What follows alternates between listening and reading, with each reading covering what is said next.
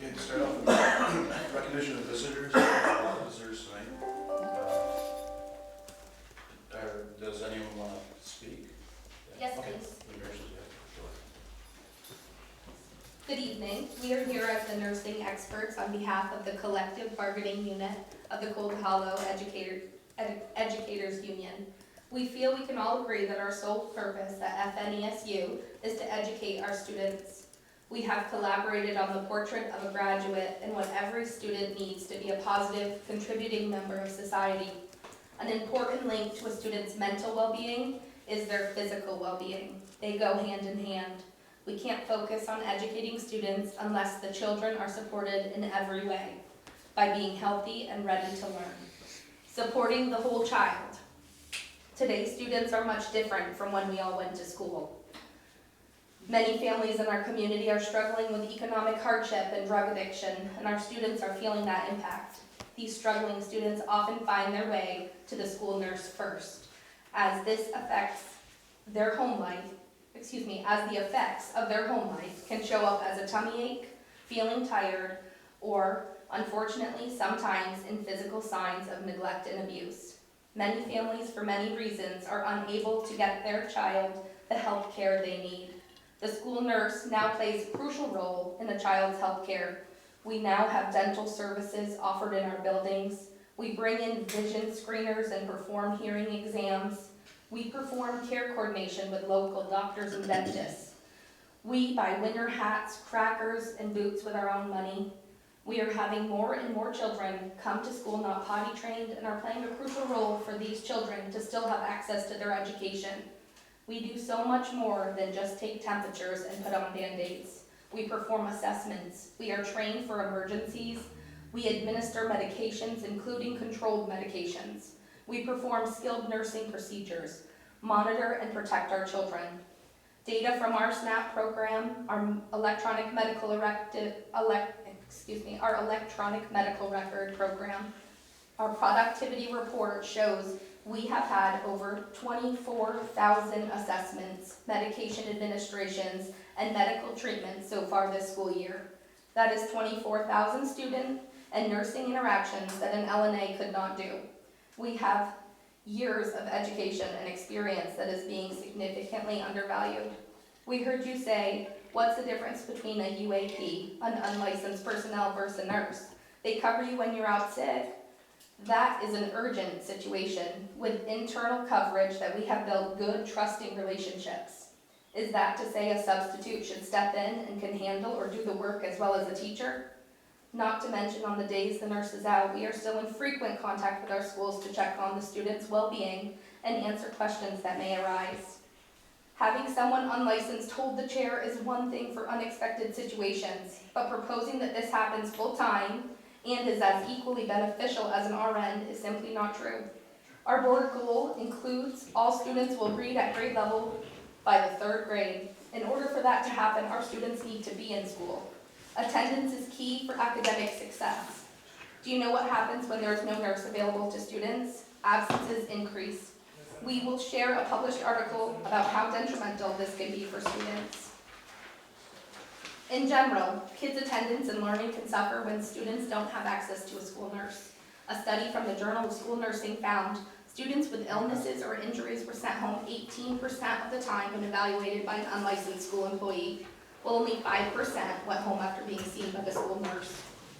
This will hit our community hard. Our students and families need the school nurse. Do not take essential workers from the school buildings. This is not putting the best interest of our students first. If you vote yes for these cuts, are you putting the safety of our children, if you vote yes for these cuts, you are putting the safety of our children at risk. If you are trying to hit parents in our community where it hurts, or encourage voting yes to budgets in the future, there has to be a better and safer solution. We cannot gamble with the safety of our students. We also believe that many families will vote down the next budget if they know about these cuts. We are all for financial responsibility, but not at the expense of students and families, not at the expense or safety of your children or your grandchildren. We were told that other schools do this all the time. The only other school district in Vermont who uses this model is Grand Isle County. Please note that this is the same SU that had a 14-year-old student die after suffering a medical emergency at school in 2022. According to the Vermont State School Nurses Association, not having a licensed nurse in each building is out of compliance with EQS standards from the AOE. EQS standards from the AOE require a licensed school nurse or a licensed associate nurse. Unlicensed personnel cannot do nursing assessments. Without a licensed school nurse in the building, our schools will be out of compliance with EQS standards. This model is not in line with the AOE. While we realize that we can play the numbers game and say that our schools are under 500 students, this does not take into consideration the acuity or conditions of those students. It does not take into account our rural population, the limited number of EMS support, time between towns in case of an emergency. On a professional level, please understand what you are asking us to do. It will be our nursing licenses on the line when an unlicensed personnel makes the wrong call or waits too long to make the wrong decision. Who will be responsible for this mistake? We personally, as medical professionals, will pay a price we cannot risk. Finally, a reminder that this proposal goes against recommendations of the National Association of School Nurses. They state in their formal position statement to optimize student health, safety, and learning. It is the position of the National Association of School Nurses that a professional registered school nurse is present in every school all day, every day. We are here to ask you to please reconsider this decision as the consequential risks are too big of a burden for any of us to bear. Thank you for your time. Thank you. Anyone else?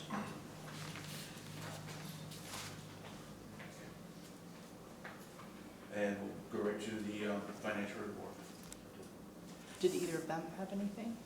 You got a question? No, No, thank you. I guess I'll just say that I'm a resident and I represent Montgomery in Enosburg in the legislature.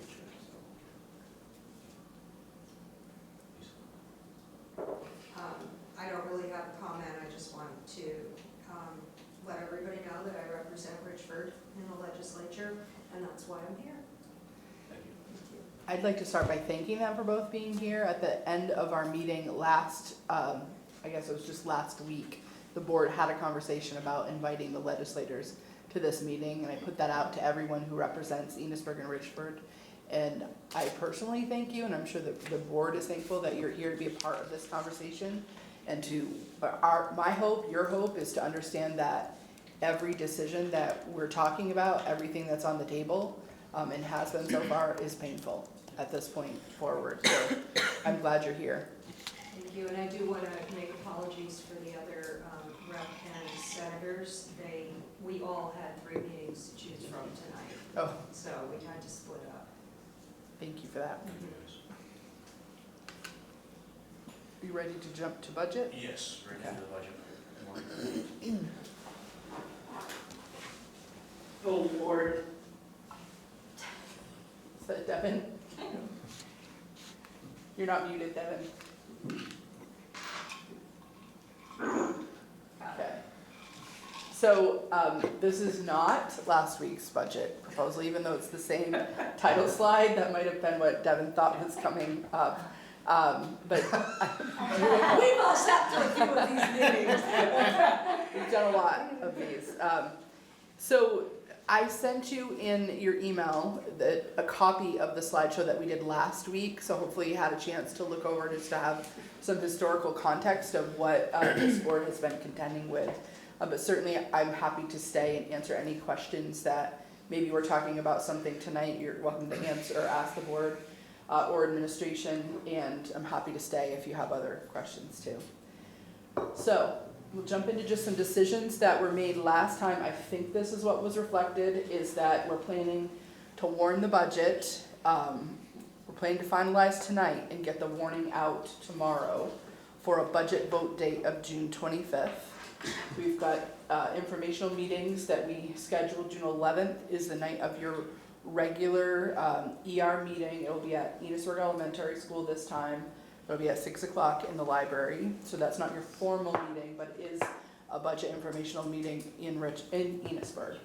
Your formal meeting, the board decided at the last meeting that we would hold it in Richford this time because for version 2 of the budget, we're kind of alternating. The formal was in Enosburg. So that would be at Richford Junior High School, either the library or the gym, most likely at 6 o'clock. So that's our timeline. Go ahead, Maureen. So we've talked a lot about the yield in all three boards. Right now there is a yield bill that has been passed. It has not been sent to the governor yet, but the governor has strongly suggested that he will veto the bill. So that leaves us still at the question about what yield number we should use. The number that finally made it out of the legislature was 98.93. The number that had made it out of the Senate version was 10,005. And the assumption is that if the governor does veto it, it's not because he wants to drop the yield and raise taxes. So when we talked last week, we were kicking around the idea of if the veto came before we had to start advertising this, going back to using that $10,000 number, which to me still feels like it'll be low. If he hasn't taken that action yet, we may want to use the 98.93 because even though we think that's low, it's the official number that's out there on the street right now. And then it's also important to remember in the yield bill, there is also a 15% increase in the property tax credit payments. So the credits that people are getting to pay the tax bills that they will be receiving after July are based on last year's numbers, both income and budgets. And the House added a 15% increase to that, anticipating that tax rates were going up for everyone in the state in FY25. And that addition is why the yield number moved so much, because that costs money to do money to the folks who are receiving that benefit. So as we go through the budget tonight, we'll ask you to make a decision about what yield you want us to use in our budget information. So Morgan has calculated this work out both ways. So the top line, actually I'll let you talk through this. So this graph shows what it would take to bring the Richford 24-25 rate change under 10%. With the budget that was just defeated, it was around 13% using that $10,000 yield. So you'll see if we bring that down to 9.9%, it would mean Richford would have a projected rate of 95.5 cents. Enosburg would be just under $1.38. And then at the bottom of that chart, we show what the projected tax bill would be on a $100,000 home. So in Enosburg, that tax bill would actually go down $22 over last year. Remember, that's before that potential increase to the credit that they would also be getting, or some of them would be getting. In Richford, the tax bill would be $956 on the $100,000 home, so an increase of $87 over the prior year. In order to get to that, it would mean if we end up with a yield of 98.93, we'd have to cut about $561,000 out of the budget, and we would capture almost $100,000 in additional revenue, and that's tied to the conversation we had last week about we're expecting more kids from NMV are selecting one of your 2 high schools. The trick with that is that we don't have names associated with any of those kids, and we know that some of them may have a parent in Enosburg or a parent in Richford, and if that's the case, you don't get to send a tuition bill because one of the parents is resident. So we think that you're going to end up with about 10 more than what we expected. And we, as Morgan was saying, we don't think it's wise to plan for all 10. So in this projection, we split the difference and said, let's go with 5. And, it's likely that 5 of them will have a bio parent. And if you're not comfortable, we could take none as well, and it's just the tax rate is tied to your education spending, and you can move that needle by changing either the revenue or the expenses. Nothing 5 is going to be good. So the same numbers are there. For a $10,000 yield, it would only be $371,000 in cuts, plus that additional revenue to get to that 9.9% increase. And then on the next slide is showing what we would need to do before we hit that dollar floor. So at this point, the pre-CLA, the district-wide rate for both towns would be $1. In Enosburg, after the CLA, it would go up to $1.338. In Richford, it would be down just below 93 cents. Enosburg would see about a 4.5% decrease. Richford would still see a 7% increase. Shows what the projected tax bill would be, and then a change on the $100,000 home would be a $61 decrease in Enosburg and a $59 increase in Richford. And this is kind of important to keep in mind because this is as low as the rate can possibly go. So we're showing with a 98, 93 yield, we'd have to cut about another million, a little over $1 million out of the budget to get there. At a $10,000 yield, it's more like $876,000. But if you cut $2 million out or $3 million out, it's not going to go any lower than those numbers there because you're at the floor. And Sure. that rate change, that's just because of the CLA, right, it's nothing we did. So we keep circling around this conversation around the floor, and that, you know, as a result of the conversations we had last time, we decided let's just show what it would take to kind of get to that middle place that gets Richford below the 10. We don't know if that's what you're aiming for or not, or looking at all the way to the floor.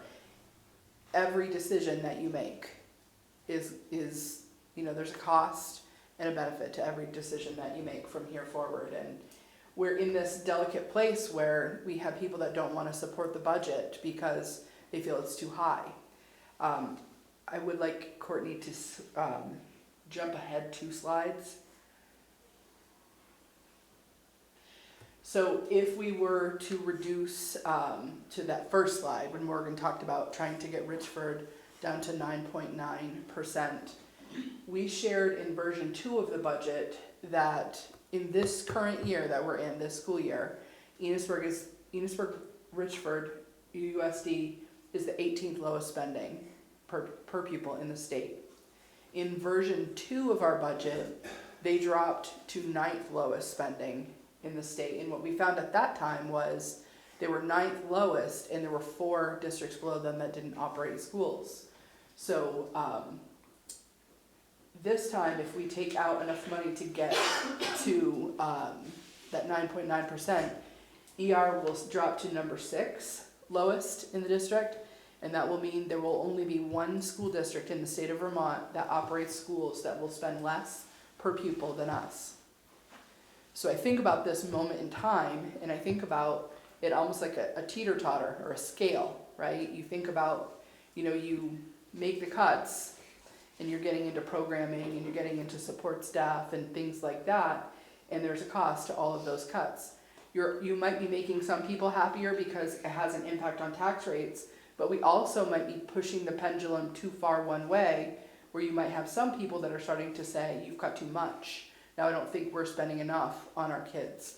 So there's that delicate balance, and I just want to bring us back to the conversation that we had last time, is that we also are a community between these 2 towns who relies on tuition, and we rely on people choosing our high schools, and our per pupil spending will be potentially 2nd lowest in the state. And we have to think about, you know, that might be a benefit now for taxpayers, but what will the cost be in 3 or 4 years when people are looking at what we can offer compared to what some of our neighbors can offer? And will we start to lose students from those who can choose from coming to our Enosburg and Richford schools? So that's really the hard work that you have ahead of you tonight. I think one other minor point on the yield is that you can tell me which of those 2 numbers to use in the information that we send out, but that doesn't mean that that's where the yield is going to end. And if the bill is vetoed, if your budget last month passed and the yield bill was vetoed, and the governor and the legislature added just about $500 to that yield, that budget would have had you below the dollar floor. So we are pretty close to that number, and you're not gonna have the ability to, at least on this round, warn a budget with any confidence on where that's gonna be and where you'll be using it for. So we still have, to Morgan's point, the ability, if we even just try to go to the 9.9, if that yield gets toyed with too much, we might already be below the dollar in the end.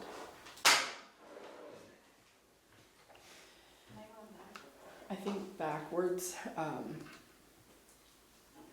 So this is where we landed, and as I told this board, we looked at all of the things that we still had we could make decisions about.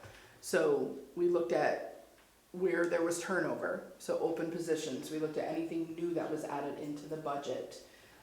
We looked at anything new in terms of positions. We also looked at student caseloads, and we looked at the number of students and the number of minutes that they needed paraeducators in their IEPs. So we've gotten really into the nitty gritty. So where we are now is these principals have also worked hard and made some painful prioritized decisions in terms of if we have to make reductions, what order do we have to make them in.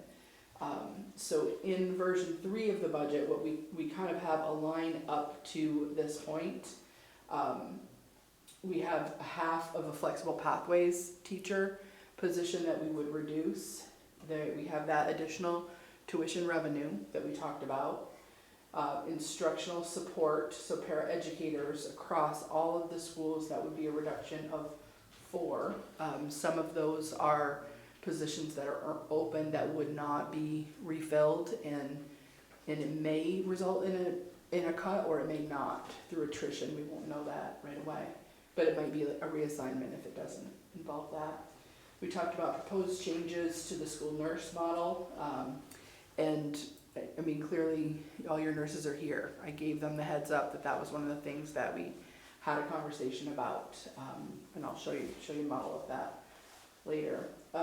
Athletics, we talked about reducing the athletics budget, and as we discussed at the last meeting, when we were building our budgets, we were still focusing on the intention of Act 127 was to have more opportunity for our students in historically low spending systems like ours. So we had added some money into athletics, and we tried to right-size transportation and game personnel and equipment and things like that. So we would pull that back out.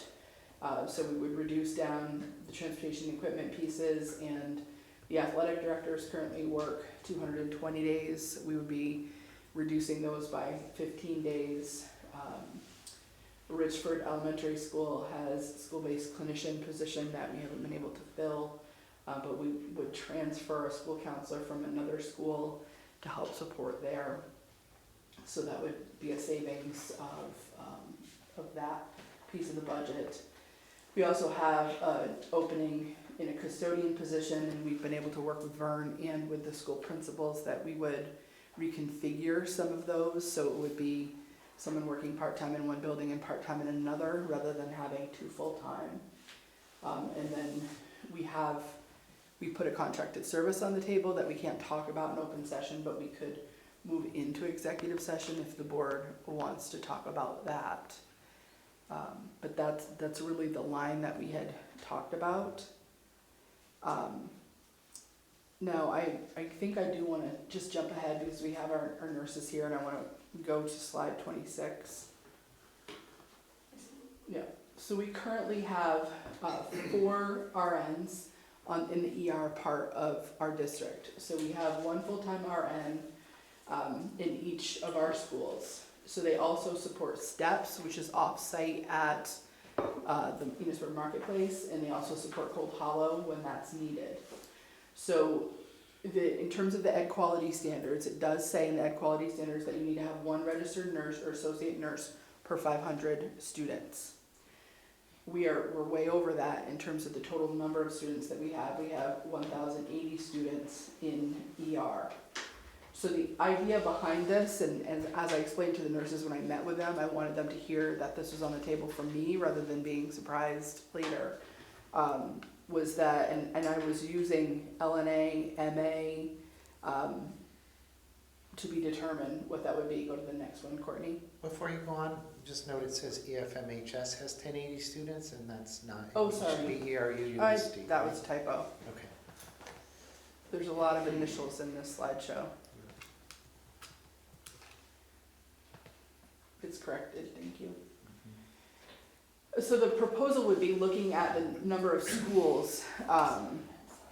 And I don't have names associated because I don't want to put names in yet. We would look at the number of schools, so 4 schools, and knowing that we still would have to cover Cold Hollow, and we would still have to cover 27. And we would still have to cover steps. So the idea would be that you would have about 2 schools that would still have a full-time RN, and then you would have 1 RN who would be half-time in one school, half-time in the other school, and then there would be a half-time person who would cover for them when they were out. Whether that's an LNA, I will double-check with licensing. It could be an LPN. Those are both models that we have had in the past here. We shifted to full-time nurses, full-time RNs just before COVID because a few of our schools, it's been longer in Enosburg, but we had that on the other side of the district. So just before COVID, we shifted from having a half-time nurse and nobody covering when they weren't there. The administrative assistant would cover when the half-time nurse was in the other school. So right now you have 4 nurses that are on staff. One of these 4 nurses is retiring. So this is not a reduction in staffing, it's a shift in the model. So I didn't put school names there because I think that decision will, if you move in this direction, the nurses should be a part of that. And I think that some of the things that will have to be considered is location, student enrollment, and then just looking at the number isn't enough. We need to look at also the acute need of the students that are within each of those buildings. So that is what the proposed nursing adjustments were. So do you want to go to warning language, or should we go back to proposed reductions? We can do warning language briefly, and then move on from there, so that's 20. Up to, sorry, we were skipping around on you, Courtney. There you go. So we will have 2 articles on the ballots, again, similar to last month. One change, which is an option for you all, is the second sentence of Article 1. In the current yield bill, this language has been added back. It's something that we've had in years past, and it came out, I think, around the shift in Act 127 was the thinking. That has been added back for votes going forward. Again, the yield bill is not signed yet, so it's not in statute, but I know that a number of districts who are in a similar position, who are going out for vote number 3, and for whom these numbers look good, are optionally adding this back in. And so that would just give your per pupil ed spending of a dollar amount, and then in your case, say how much lower it is than the per pupil spending for the current year. So we will hopefully be filling in all those numbers tonight, but I would certainly advise you to include that language. So for Penny and Lisa, because I want you to understand this, the Article 2 not passing has actually made it so that we can't turn this budget vote around as quickly as other districts can. So because of that one article, we have to do the 30 to 40 day warning period, whereas other communities that have that approved, whether they do it through their policy and the board approves it, or if it's on their ballot, if they got that approved, they can turn a budget vote around in 10 days. So we can't get another vote through until the end of June. Any questions so far?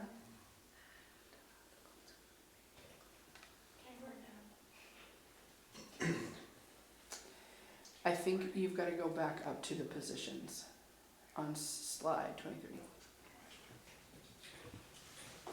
So you have, I'd like to give you an update on the contracted services. Okay. Unless you wanna talk about the other pieces first, we could go in for contracted services and then come back out and do the rest. Yeah, I'd rather do that, yeah. You wanna go in? Okay, so I'll entertain a motion to go into executive session. I'll make a motion. Sarah made a motion, Devin? Josh? Aye. Rachel? Aye. Both? Okay. So, the big one is the school nurse one. I think even if we don't do that now, if this budget does not get passed, we're gonna be forced to do it next time. That's the position we're in now. The other one is, we do have an SRO that's retiring, he's retiring. I'm looking at, maybe just having one floater SRO, kind of a contract for one. So I think you have options, and I think that, you currently have 2 full-time SROs. And this is the same with one retirement with the nurses, like this is how these came into discussion at all, is what do you do with those existing contracts? So you could maintain both, you could try to operate with one, or you could consider both of those contracts. So I think you should probably, as a board, have a conversation about what your target is. And then Morgan's prepared with all of the number of things that he does, to be able to tell you. We don't know if your target is a dollar amount, if your target is a tax rate amount, or if you want to make your decisions based on the prioritized list that's there so far. I want to do the prioritize list myself, but it's up to you guys. Okay. With the SRO, let's, Do you want to say something? Because I'm gonna just said something that's gonna mess up your numbers. no, you're good. Okay. Any discussion on the SRO position? How do you guys feel? So my question is, all in, everything on the list, what are we talking about? What would the number be for reduction? Everything on that list completely? Mhm. Including SRO? Yeah, Including just the one, One, right, would not refund the retirement. right, right. Including one SRO contract. Everything on the list is 560,900 plus, and assuming you would want to add 98,750 in tuition revenue. So the swing for your ed spending would be just under 660,000. It's with an SRO position or without? That's everything on that list. what's it look like with one SRO? Yeah, if we don't touch the SRO, then. The SRO. Well, that would only be one, right? Yeah, if you took out the SRO contract, you're down to 471 in cuts, 472 in cuts, and still 98 in additional revenue. That's one SRO, right? That is negotiating one SRO position away, assuming we can do that. And we can start talking about tax rates. Did you want the nurse change in on this round or not? What's the price on that? That would bring you down to a $440,000 cut, overall change of $540,000. You guys think?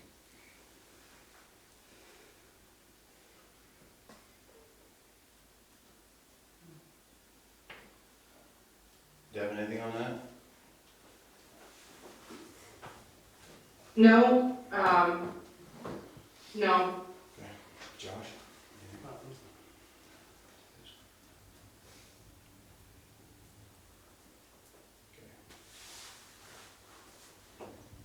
I think I want to go, I'm leaning towards one SRO and take the nurse thing out for now, but just realize that it's probably going to be put back in.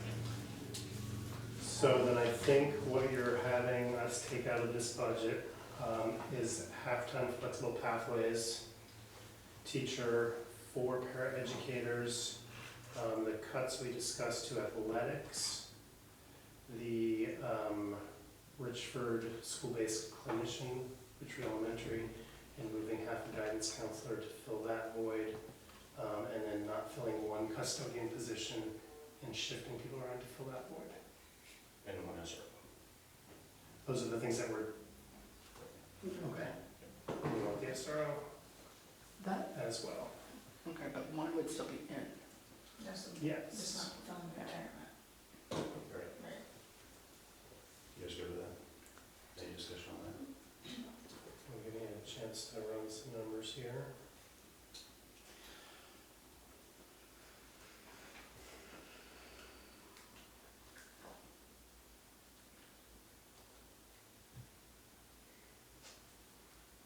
So that changes your overall ed spending by $628,250. It would give you an ed spending per pupil, so that's before the yield and before the CLA, of $10,202.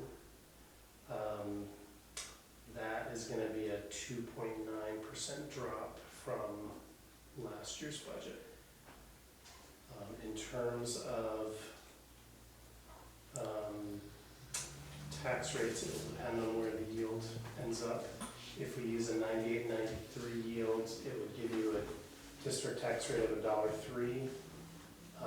And so about a 1.5% cut after CLA for Enosburg, about a 10.1% increase in Richford, again after CLA. If we're more comfortable with a $10,000 yield, still close to $1.02 for your tax rate, 2.5% drop, Enosburg, 8.97% increase in Richford.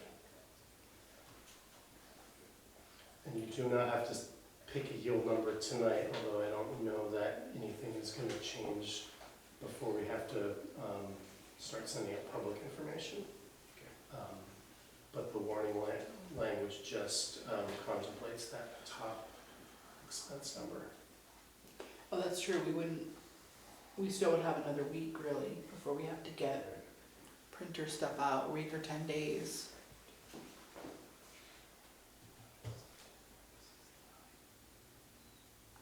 So what do you think about that number? Still increase, but 8.9 in Richford, is that what it was? What's that? What was the increase for Richford? Yeah, I think 8.9. 8.9. And that's with the higher yield, That's so. with the higher yield. The problem is going to be an increase no matter what, because it's I know. CLA. I know, I'm There just, is some psychology to double digit versus single Right, digit. that's- and Sure is. right, That that's where I'm was- still going, I still think right. people are gonna see that number, and There are still some misconceptions that I think, I met with someone today that brought some misconceptions, and like exorbitant spending is still a thing people are thinking. And when you look at our data, we will be the second lowest per pupil spending district in the state. We're not in an exorbitant spending supervisory union. I think we're very efficient with what we do, and we do a lot for a lot of students with what we have. I think the other thing that came up today is the person said, yeah, but you have got less students, you've got declining enrollment, and I was able to show the data, and that's something we've gone over at each of these informational meetings, and we don't have declining enrollment. So I don't know. We might end up with declining enrollment by the time this is over. that's, It's a good point, Devin. Yeah, if people aren't choosing our high school, is it plural? That would be, that would be a really bad direction to move in. Right. Yeah. The other thing that you have to think about, and it goes back to that, scale, is that, we gave you all the things that kind of landed where they landed in that list to get to that place. You've decided to say, hold on the nurse. So what I'm hearing from you is, don't fill anything yet, and we're gonna wait and see how the budget turns out, and then we'll make a decision if we need to go to 4. But you also don't have to, you could choose to get where you are, or you could say that's too far. Because you are in that place where you are in danger of losing people in the opposite direction. So if we did this model right now, right, and comes back and it fails, what are we looking like timeline wise? And then kind of maybe talk about version 4, like what would happen if we came back? Version 4 you Like- could turn right, around quickly. right, okay. You'd only need 10 days Okay. because there's language that if our budget Saying- is down, we can okay. borrow. If you don't have a budget Should be a passed quicker in turn. July 1st, there's Okay. another clue. The problem is he's already really Right. deep cuts and. Yep. cut No, deep. I know that. I don't know. It's gonna- How The much number deeper that you're you're gonna hit the contemplating now, the bottom? 10,202, that would put you, based on what I've seen today, 5th from the bottom. So 3 non-operating, 1 operating below you. And the operating one has 800 kids in a building, I think, so they have some economies of scale that we don't. I wonder with the impact that Andre Revere has made in Richford, if the thought of not having an SRO position would be enough to get some people out to vote. I mean, Well, right now, that reduction is proposed to get to the numbers that Morgan just I know. said. So are you saying, don't reduce that right now and think about that as a and say to version people, if 4? we gotta cut again, then the SRO positions, we're gonna have 1 for the SU, or 1 for the ER. school district. The other thing I wonder is, I know that it's a guessing game with the yield.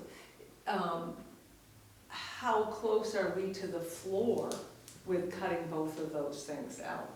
Like right We're there. close, like, so the governor signaled that he's not gonna approve the yield bill.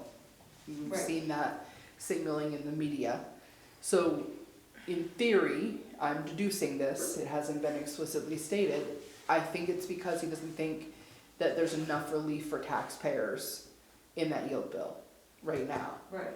So my suspicion would be that he would try to do something, add some sort of revenue source in there that would increase that dollar yield to reduce taxes. So as Morgan said earlier, if it went up by $500 with our last version, we would have been at the floor. So, I'm just asking questions, if we use the 10,000 yield number and we had 2 SROs in, what is the increase for, Enosburg and Richford? $10,000 yield, still has you at $1.02. And you want the SRO back in there. So keeping 2 SROs in the budget. Gets you to $1.02.50 district rate, a 2% drop. For the post-CLA rate for Enosburg, a 9.51% increase in Richford for the post-CLA rate, assuming 10,000 for the yield. And then that's about, if the yield doesn't move and we have to do another round, you're about $450,000 from the floor in terms of additional cuts. But the yield only would have to move about $250 through the governor's action to push you below the floor.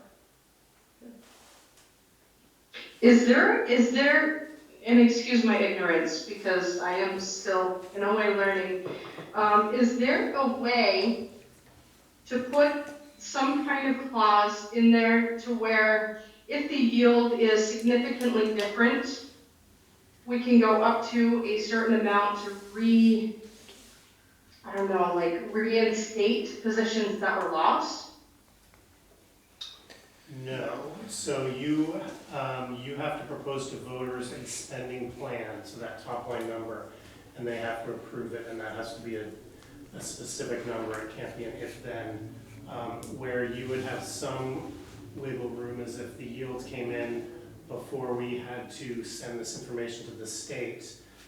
Your voters aren't voting on things like the amount of anticipated revenue we have for tuition. So I know that there's one district in southern Vermont that passed the budget and is planning on using reserve funds as revenue to keep their tax rate increase at X. And if the yield goes up, they won't put as many reserve funds in, and if the yield goes down, they'll put in more. The timing though has to work out because there are certain statutory deadlines we have after a budget's passed where we have to get the information into the state so they can get tax bills out. Okay.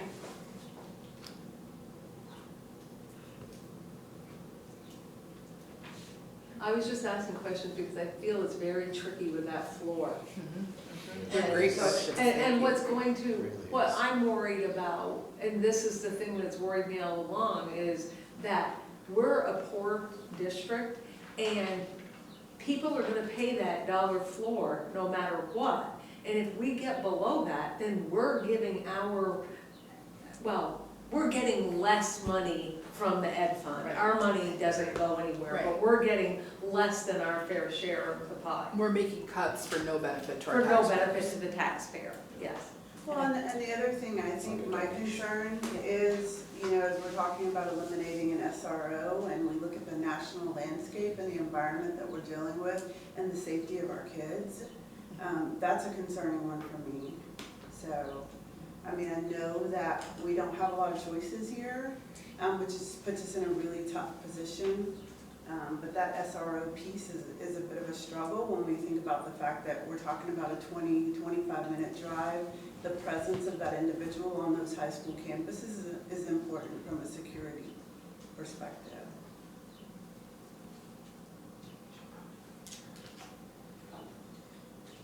Yeah, I think after a decision.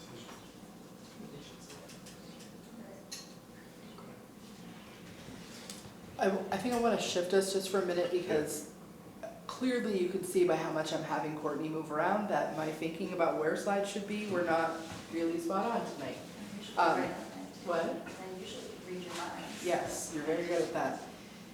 So, we looked at all the things, as I said, that were not contractually obligated already when that budget went down. We put all the things on the table and then put, kind of like weighted where that line is, where that cut is. So we have a hiring freeze on everything. Not everything that we still have available levers, positions, people, are on that list. So there's still some remaining positions that I was going to, once you make your decision tonight, I want to ask you to unfreeze hiring on some of those. And these are, again, decisions that the principals and I made. So if we could shift to slide 29, except I think it would be helpful for you to see this before you come to your final determination. So we're in a position where the hiring landscape is tough. We're in that place where fewer and fewer candidates are out there.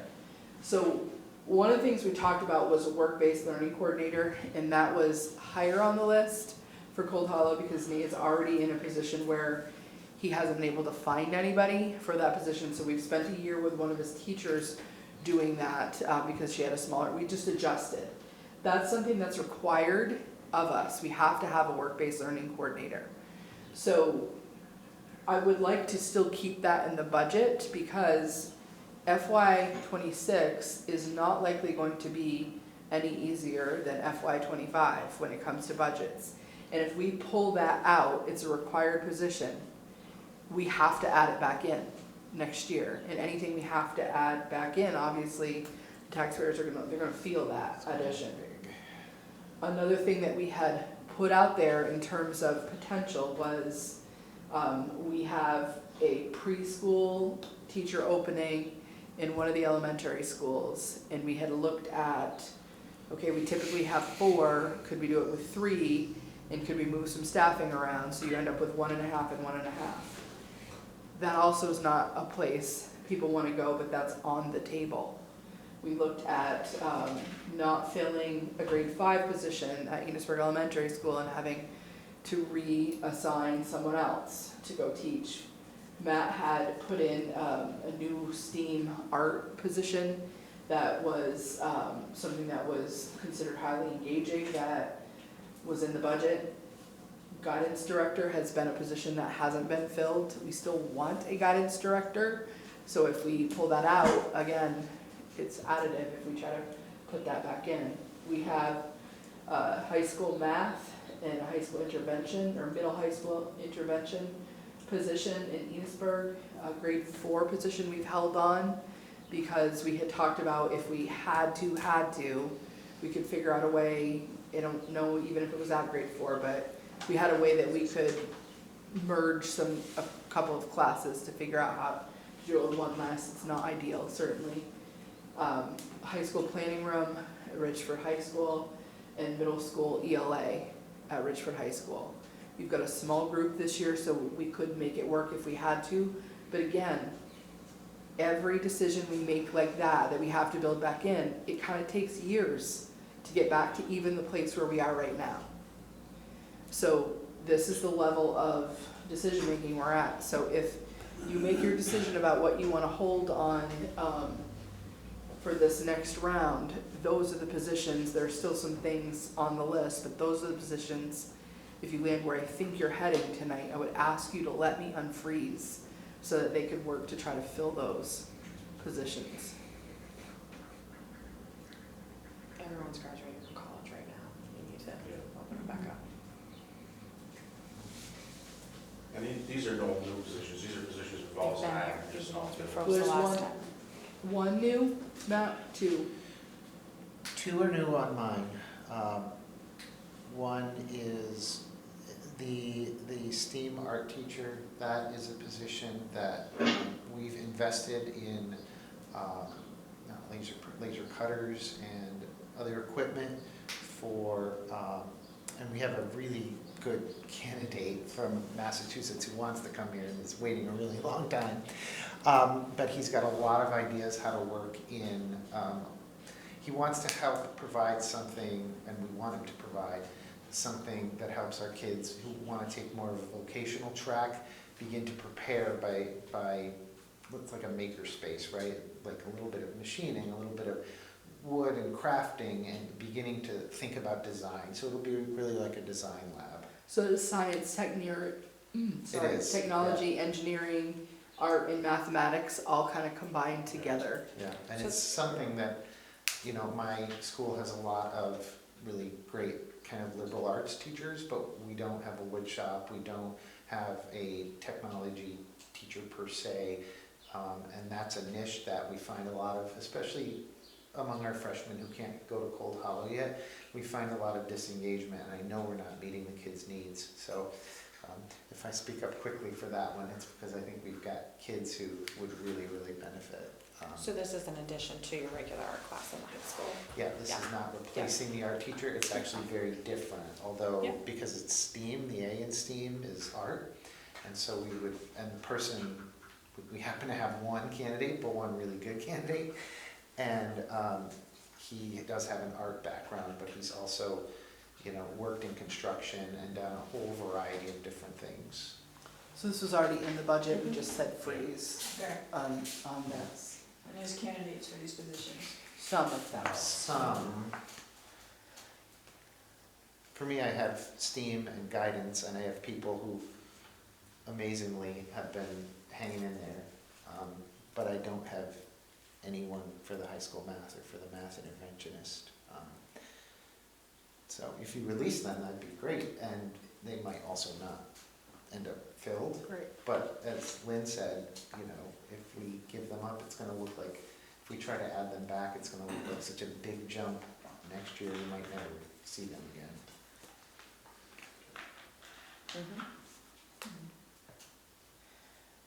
So I think your 2 decisions are where are you going to land with your budget?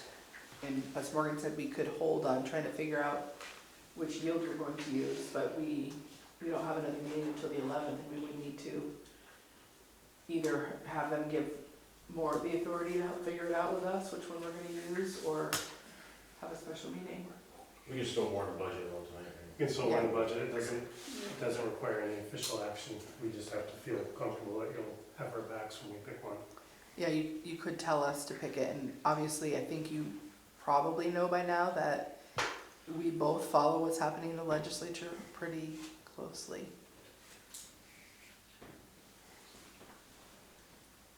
Any discussion on that? Cool. What's the value of these positions right now that are on the hiring freeze? Dollar value? Mhm. I think he was waiting for me to go into a narrative about. I was thinking, I just told you why I want this. So I did not look at all of them, but for folks on a teacher contract, you can generally assume they're gonna be in the $60,000 to $90,000 each. And it varies pretty widely based on the benefit package that they take. And I think these are all teaching And that's if we positions. fill The them all. planner would be a paraeducator position, that would be a little bit lower. And the guidance director might be on someone more on an administrative contract, so that might be more expensive. But again, probably the health insurance that they pick is gonna swing more than the salary. I would be hugely concerned about eliminating a classroom teaching position. I mean, if we could make it work at this point, because we have a smaller cohort, I can tell you that in August, we have there is so much movement come August with students. We never know the number of students we're gonna get. And in our grade 5, we have 46 kids, so it would take some creative thinking to fill. To make that work. And if we cut even, like, we're gonna be way below the floor. Yeah. So cutting these really doesn't make sense. No, Because we that- can almost get to the floor with the other cuts. Right, Yeah. with no change to the With no, yield. yeah, This was our. I mean, maybe we would And that- have to cut both SROs, and you said that you're still considering the nurse and the SRO contract, those two And we things have some alone other could- things that are not contract, if we had to go further, we could figure, there's still some places that we could look at. There's still some movement that we can make in terms of like prioritize support staff that are not contract driven. And there's still, as much as we don't want to think about it, the potential that the budget could not get approved and we could be at the floor. So then what? You could be in a place, okay, we haven't even talked about this, I feel like we talk about almost every scenario, but I haven't thought about that one, so Yeah. thanks for putting that one in my head to think about. If your budget goes down and you're through the veto session, maybe you end up with a yield of $10,500, and the budget that you put in front of voters it results in us being below the floor. You may, as a board, want to consider going back with version 4, good. Version 4 as an increase that gets you to that floor amount. Which, I mean, that'll be hard to explain for sure, why we would be going up, but that could be a possibility, is they could be through the veto session and have a different yield.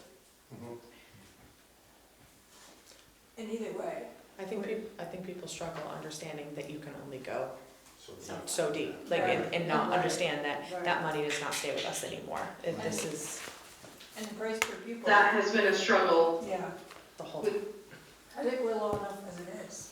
right, yeah.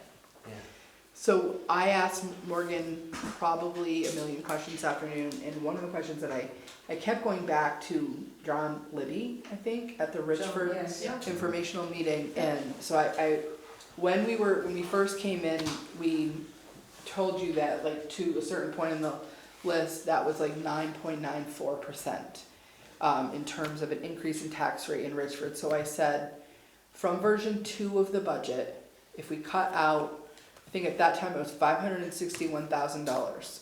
If you're a taxpayer in Richford, from version 2 to version 3, how much does that $561,000 save you on a $100,000 house? And the answer was $25. So we're not talking hundreds of dollars for our taxpayers. So that's from version 2 to version 3. if you cut all the way to the floor, the total that that person would save would have been $52. And they're not gonna save more than $52. But we've gotta say it like that. I mean, John Libby asked that question, he goes, we're not talking very much money here. And I think that when they realize that how little, I mean, it's a tank of gas. To buy groceries. Yeah, And many of those people are, at least at the moment, gonna get 15% more in their property tax credit. I don't think they understand that They either. don't. And I think they contribute the appraisal to the tax increase. Yes. We're just adding to it and it's, then Right. they can't see past the fact that we are this low in the state Yeah. and in fairness tax rate all around, you had predicted that that was like for 239 to 240 or something like that. Yeah, That low. for the Richford's tax rate, second Yes, lowest in the yeah. state. Right. So do people understand that you can Beth cut? doesn't know the question, but she's already They answered don't, it. they don't understand almost anything. No.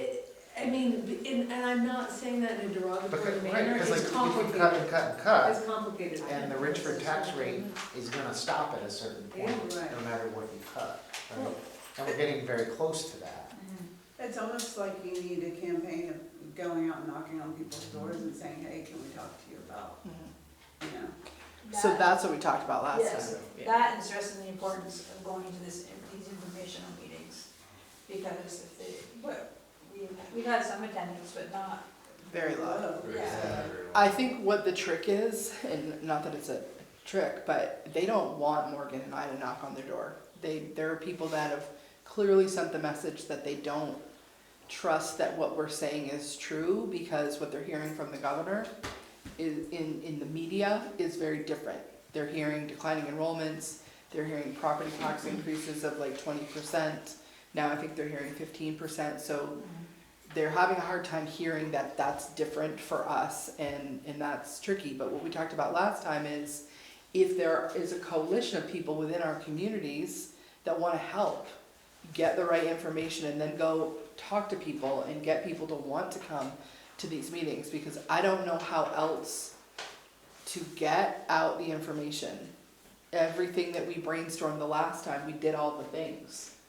We did every way, we did like 15 between the two of us, I think we did 15 informational meetings just for version 2, and I don't know what else to do. So we will try to, we talked about last time, pulling together the coalition of willing within the community, so if people have suggestions about people who might be good at that, I'd love to hear it. So how low do you want to go as a board? I mean, personally, I don't want to see the SRO cut. I mean, I think everything else we've talked about on that slide, I agree. Yeah. we kind of have to do, but. Stick to nursing the SRO positions out, Yeah, everything else.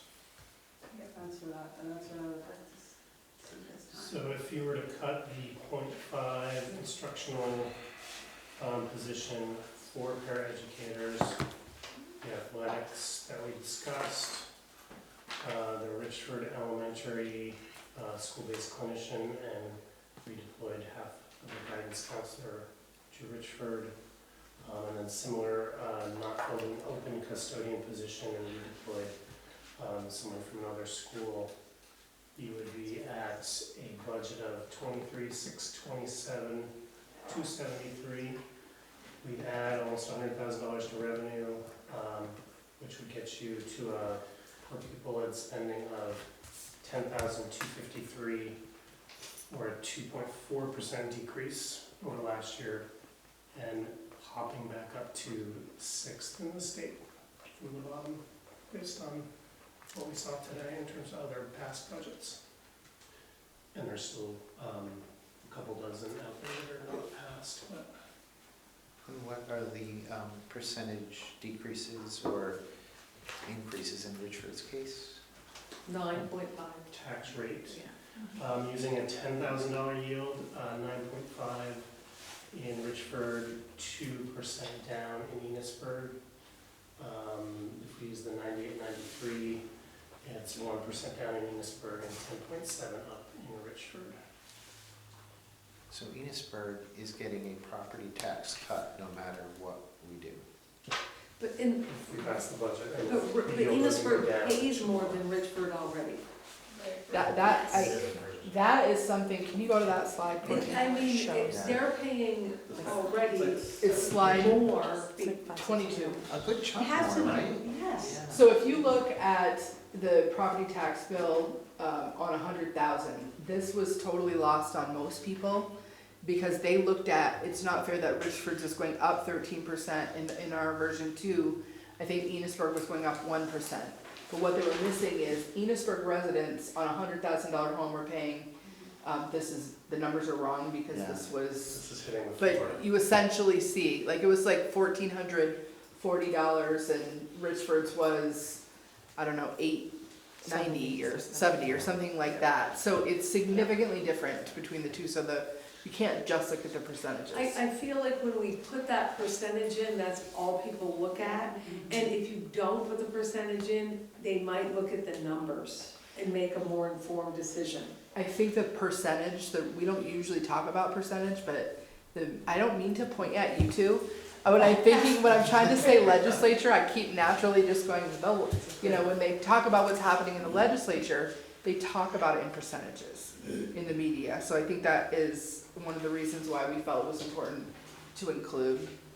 People can't wrap their head around the fact that's about the CLA fluctuation and it has nothing to do with that spending. Well, they don't understand the connection between the property reappraisals and what's happening with their CLA being overvalued last year and coming down. Yeah. What's gonna happen when Enosburg gets appraised? Right. Same thing. And we're due for one. Their property values will go way up Yeah. and their tax rates will go down, but in their pocketbooks, it will feel like an increase. So is that where you're landing? Yeah. So he's gonna give you a number.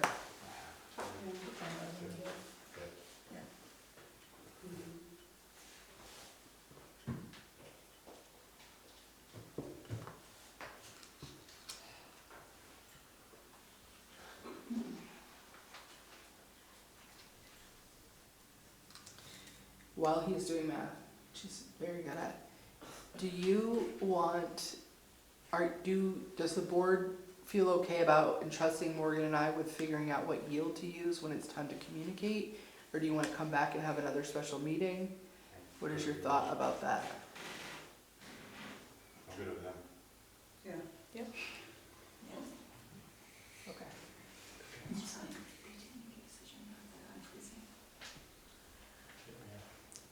And are you good with us unfreezing everything on the Do we have list? to motion that or not? Oh, you don't, just give me direction. Okay. Yeah. Unfreeze.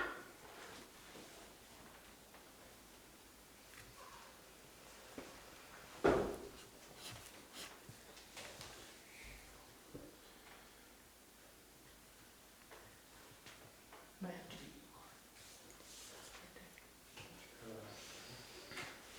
Please. It's the one that just blew an error message apparently. It's probably crammed, jammed. So I will give to you copies of the warning to look over. As always, please check dates. The numbers again are 23,627, 273 for the budget, and spending of 10,253, which is 2.4% lower than the current year. We've got the June 18th. 10253. Informational meeting at Richford High School on June 18th at 6. Polling locations, I assume are the same for both. I haven't actually heard back from Kylie and Richford yet, but Billy Joe confirmed that they will do it at the Public Safety Building again.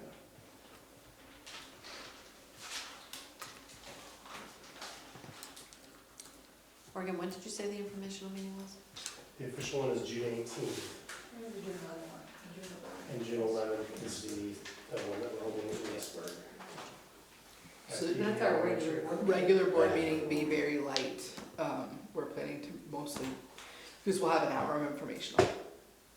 So we'll try not to bring anything more than probably what's on our monitoring plan. And Jen's presentation will be very brief. It is. It's gonna be exciting though.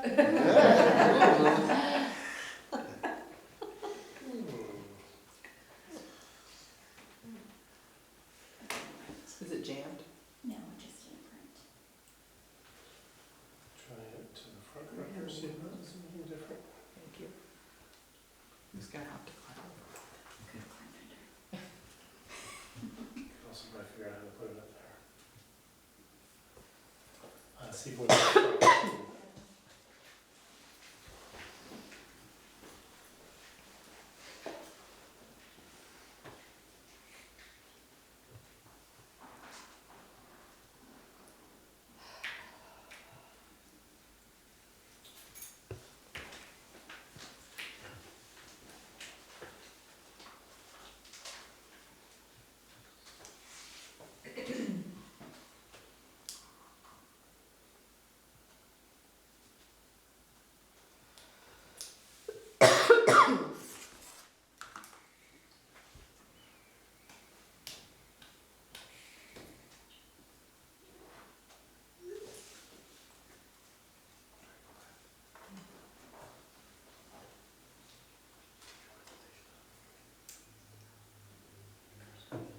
Well, what you do, either one of you guys don't have anything to add?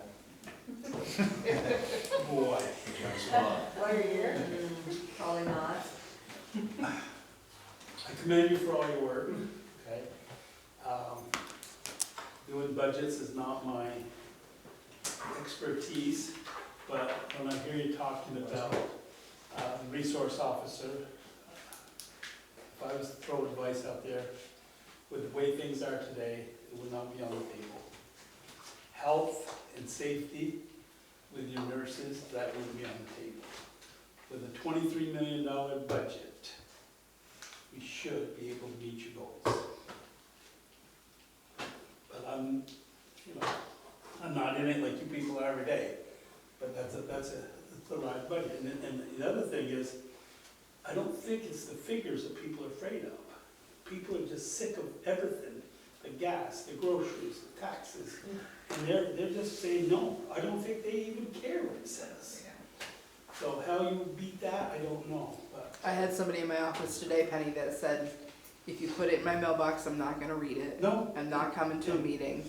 I'm not going online, so And it's nothing against the school boards or the supervisory union, it's with the system, it's with us. You know, we're part of it down there. So I don't know, I hope things go well for you, but, safety and health, with the drug situation is today, a resource officer, I'd find somewhere else, but that's my 1 cent. Okay.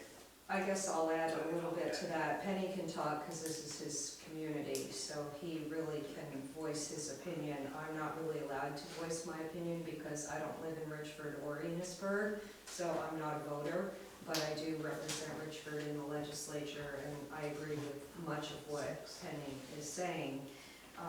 I also have the distinction of sitting on the school board that just went through 2 votes. So I understand where you're all at and how difficult this is, and to make the cuts that you don't want to make. So it's my hope that you don't have to make those cuts that are really going to affect your school community and your community at large. So thank you for your work. I do want to just respond to what you said, Penny, about people are mad about everything and the system as a whole. We certainly know from our work that we have done at the state level, there is a need for us to be looking at how we fund education as a whole, and what education model we have, and there's a lot we've got to look at to figure out. But I think what maybe people here our thinking is that reducing more here maybe is an answer, and I think that when you look at where we are compared to the state, this isn't gonna solve it in a statewide system. So we look forward to being part of the solution and helping, you know, helping to figure out some of the tough things that are ahead. One of the things, since 2000, there's been 37 studies from the legislature down there, Act 60, Act 47, Act 127. And we just passed as part of this yield bill, there's another 2-year study. It just doesn't make sense. They did not address the problem. And now the governor and the legislature is, and I'd like to think what you said, that there might be some, he might turn some money around. I don't, it'd be devastating if he vetoes this and the veto gets sustained. Who knows what will happen. I don't think that. I think they'll come to a compromise before that. Hopefully it's in the favor of the towns. I hope so too, and I do hope that people who are listening also understand that there was a discussion early on about delving into how we fund education and how to make it more equitable so that small communities like ours aren't suffering for the folks who are in larger, more well-off communities that don't have to worry about their spending so much. And that was very quickly quashed. Like, no, we're not talking about this. So that was really discouraging to those of us who understand that something needs to change. The tricky I part, hope. I'll just say that the tricky part is this, I know that there's a frustration about the time that goes into studying it, but there's a cautionary kind of, if you don't study, this is so complicated. People in this room are incredibly smart, and we've been doing this a very long time, and collectively, when you talk about budget, this is so complicated that it's even hard for us to try to figure out how to explain it, and for most of our citizens, there's so many pieces to it, they can't fully understand it. So when you pull on one thing, you don't always see the impact that that's gonna have here and there. So if you don't study it and model it, there are going to be long-term negative consequences for the things that you can't see. So that, Yeah, but being devil's advocate, there's gonna be over 20 people on this commission to study. I didn't see any taxpayers, other than, professionals. I didn't see any teachers. I didn't see any parents. If you're gonna do a study, let's get everybody involved. That didn't happen, so. I was in a meeting today, and somebody said, a lot of people were upset because of the new funding formula, because there definitely were winners and losers. Oh, sure. And we were winners in this, and this particular person was not a winner, and said over the next 4 years, they're gonna have to cut $17 million out of their budget, and I thought, that's our whole budget. I mean, it's our whole budget for our whole school district, and they need to cut that, and they said, that's really gonna affect what we can do, and I'm thinking, yeah, it's our whole budget. I mean, it's $5 million less, but, 2/3 of the budget. I'm pretty sure they're not cutting nurses or SROs in that $17 million. I mean, some of these school districts have like $90 million budgets. I know, that's my point. They get a little bigger. But it affects all of us because it's a statewide funding system. And with the statewide funding system, when they're spending that amount of money, it affects everybody. And I think that was my frustration, is that we had all session to delve into this. And instead, the legislature decided to take up all kinds of other stuff, a lot of it that is not pressing and didn't need to be passed. We wasted hours on certain things that had no relevance to our pocketbooks, which is what everybody cares about, and our health and safety.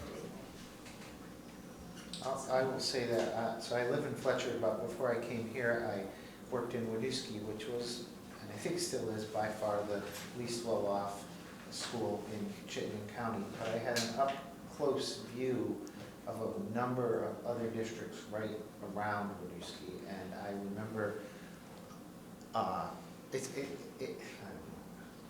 it's a whole different ballgame, the amounts of money, the kinds of positions, it's gross inequity, you know, like you said, when we're trying to keep RNs in a building and keep SROs in a building, versus just the number of things that were created under ESSER, but also the ratios of various, you know, counseling and other things that other places have. And so, I guess for me, it's really struck me this whole time, now being here and feeling really, you know, I don't know, really, I love this community, this Eastern Franklin County area, and just seeing the inequity and knowing that people are struggling here, but the real challenge is those places that I used to have to drive through to get to Portland and Winooski, all those towns around, that, and places like that. I know it's not just Chittenden County, but that's really driving it. And I think it makes all the rest of us look bad. So I hope, Lisa and Penny, I hope whatever we come up with begins to, you know, even some of that out. And I know those are powerful areas, but there's inequity. And I think what I saw this year from spending a lot of time in a couple of committees is that we do need to do work around the funding formula, and the funding formula will fix the inequity in the state. But everyone likes to say that that's cost control, and that's not cost control. And the cost control is the hard stuff that nobody wants to touch. So we have schools with less than 40 kids. It's even with that, we're paying private schools to take our kids away from us. We have high numbers of staffing for the number of kids we have, and nobody wants to touch that there. And that's how you're going to save money. You know, don't back away from making it fair, but don't pretend that that's cost control. Any typos that you saw moving forward? Or just the way that it was typed. So it was fine.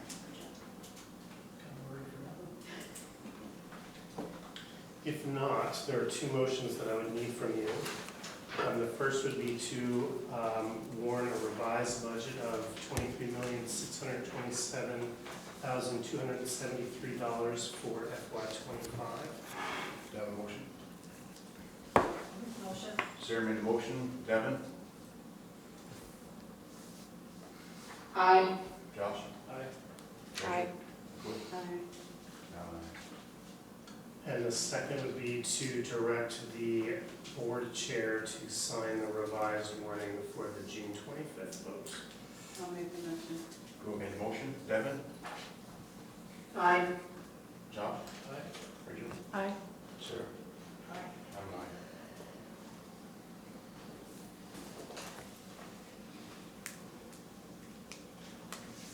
That's all we have. All right. Any other board business? Anything else? Entertain a motion to adjourn. I'll make the motion. Who made the motion? Devin?